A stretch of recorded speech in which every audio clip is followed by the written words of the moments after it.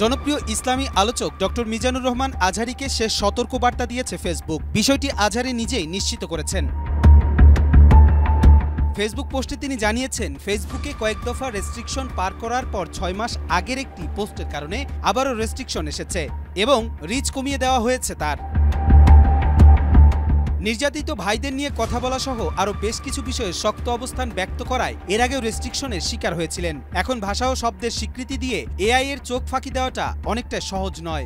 ২৫০টিরও বেশি design option নিয়ে Walton smart fridge, বোঝে আপনার প্রয়োজন।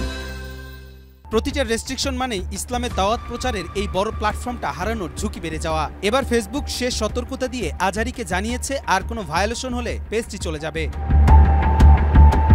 আজহারী তার শুভাকাঙ্ক্ষীদের উদ্দেশ্যে বলেন, চলমান ইস্যুতে শক্ত অবস্থান প্রকাশ করার কারণে এই সীমাবদ্ধতা। ভবিষ্যতে চলমান ইস্যুতে শক্ত অবস্থানে দাঁড়ানোর আগে এই সীমাবদ্ধতা মাথায় রাখতে হবে, এটা বোঝানোর জন্যই এই পোস্ট।